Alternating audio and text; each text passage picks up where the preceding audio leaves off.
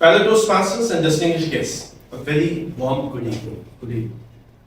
First and foremost, today I'll be delivering you a speech or a presentation for the topic of behavioral management. Behavioral management is something that we all need to learn, right? We all need to, whatever the age or stage of life that we have, we need to learn how to manage our behaviors, because behaviors is something that exactly gets the outcome we desire. First and foremost, let me ask you this question. Why did I choose this picture for this presentation? Allow me to ask you to jog your mind and tell me why I chose this picture for this presentation. I think it's an extreme emotion. Extreme emotions? Anything else? The most thing that I can get out of this is that in behavioral management, we mostly face anger issues. So that's what is portraying. Anger is common. Anything else anyone want to contribute? Anyways, exactly the same situation. It's about the negative behavior. This picture portrays a bad behavior, and we are here to improve our bad behaviors, right? We don't have to improve our good behaviors. Good behaviors are good. What we have to learn to improve is to improve our bad behaviors into good behaviors. So this picture is basically a reflection of bad behaviors.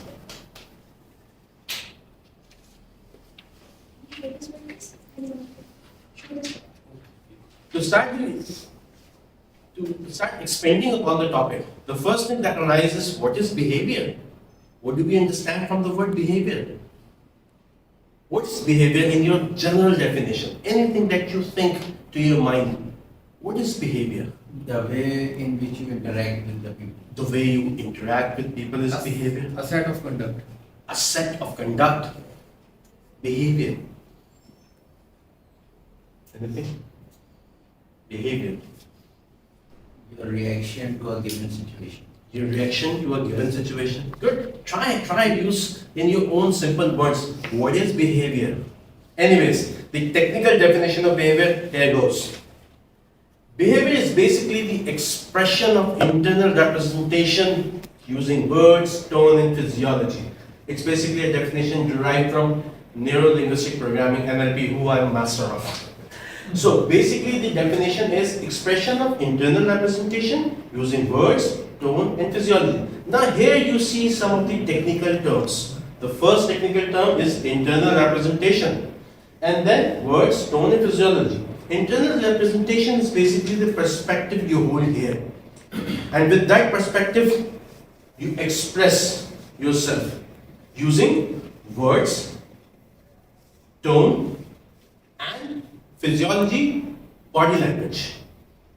Now, what is internal representation? That basically heavily, impacts upon your deliverance. And in order to understand it deeper, I'd like to ask you to go to next slide of the presentation. That is NLP mind model. This is basically NLP mind model. It would help you to understand how internal representations are formed. First of all, we receive information.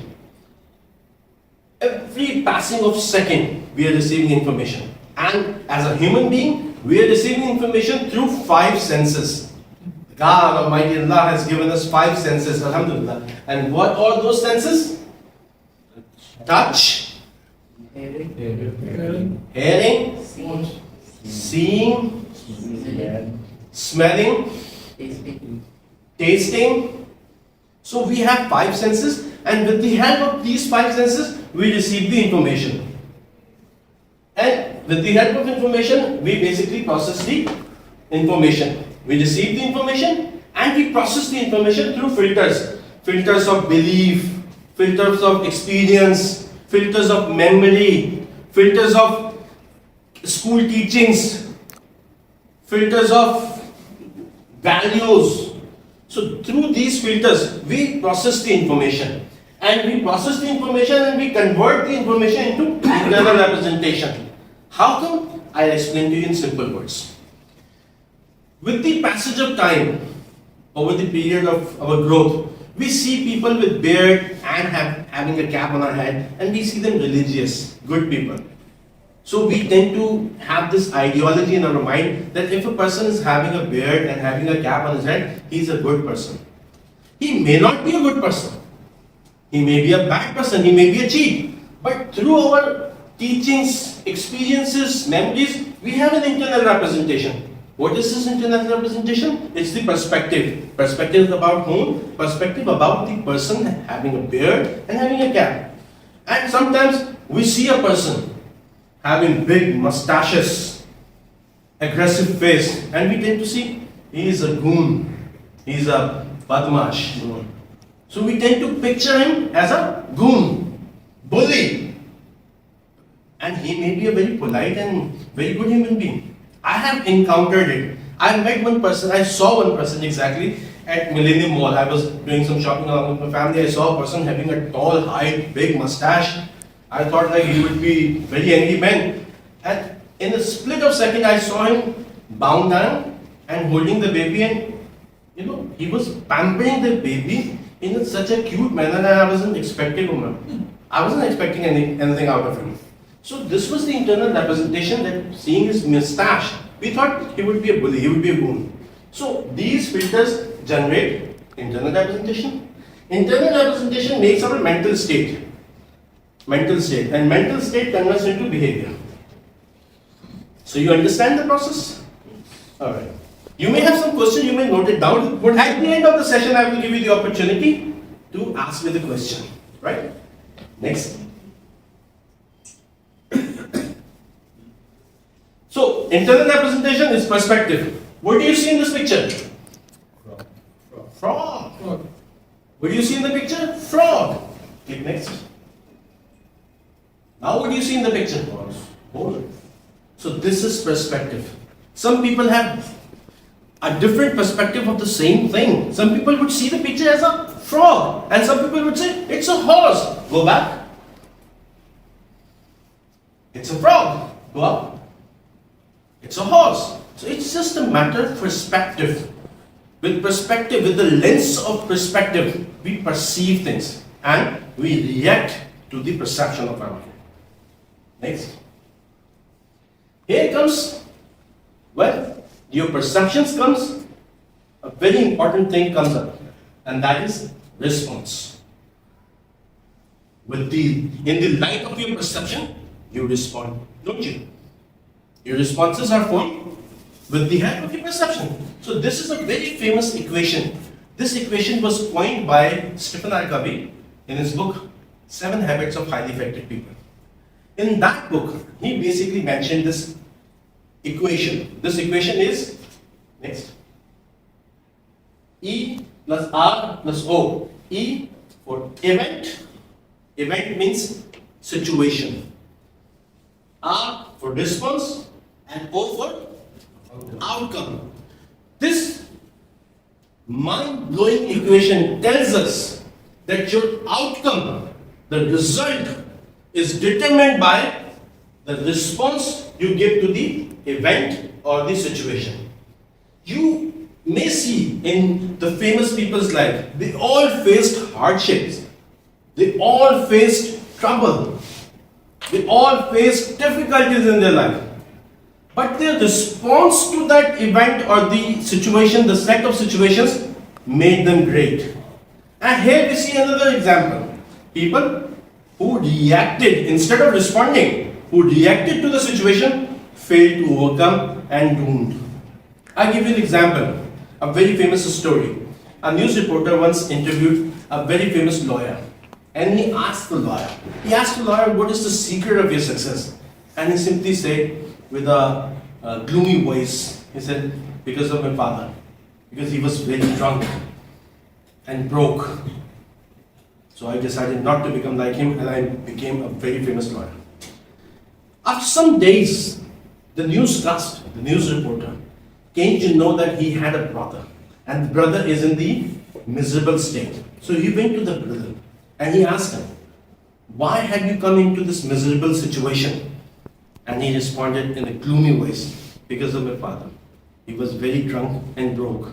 He didn't give me any chance to grow, so I ended up like him. So see, event, situation was faced by both the person exactly the same. The way they responded made them two different entities. One successful and second unsuccessful. So every time in your life you may encounter events, opportunities, threats, challenges, but what's going to make you great is your response. When the word response comes, here comes another important information for you. Your responses are very highly important because your responses can give you very tough situations in your life. Sometimes these responses are basically in the shape of reflexes. I tell you a fact about diabetes, that one of the major cause of diabetes is stress, depression. Stress and depression are basically the reflexes, are basically the mental responses to the situation. When we cannot do anything, we simply tend to stress. These reflexes simply, draw the energy out of us. So we have to learn how to control those reflexes. Normally, in the time of happiness, in the time of sad, in the time of sudden surprise, our reflexes grow up. And with those reflexes, either we can go up or we can go down. So we need to learn how to control those reflexes. A situation, when something bad news comes to you, you get angry, you get mad. And when you get mad, your temperature boils up. And you tend to have stress, you tend to have anxiety, you tend to have depression. So you need to control those responses. Next. One more. So this is the strategies to control your reflexes. In case of any event that happens to you, the sudden jerk of emotion you need to control. You need to learn how to control it. How do you control it? By counting 1 to 10 in a backward manner. When any tragic news comes to you, hold down and count 1 to 10 backwards. 10, 8, 9, 8, 7, 6. See, it's a little difficult to count backwards. And you need to, this is how you get time to suppress those revolting emotions. So this is the strategy. Anything that is quite dejected, quite sad come to you, don't react to it. First count back. Count it backward, then react. For example, if any situation comes up that's going to make you angry, so in anger you will make bad decisions. So how to control it? Count 10 seconds backward. So this tool, this technique will help you control your mind, control your behaviors. Next. And there comes the circles of life. Our responses are heavily controlled by those circles. These are the circles which are basically coined by Stephen R. Covey again in his book 7 Habits of Highly Effective People. He gave us 3 circles. Circle of concern. This circle includes those things over which we have no control at all. No authority, no power at all. For example, inflation. Do we have any control? So is it good to fret, to be irritated over inflation? No good. So do not fret about those things. Do not be irritated about those things which are not in your control. If it's raining outside, you can't do anything. Why upset in your mood? Focus on the things that you have a little or partial control.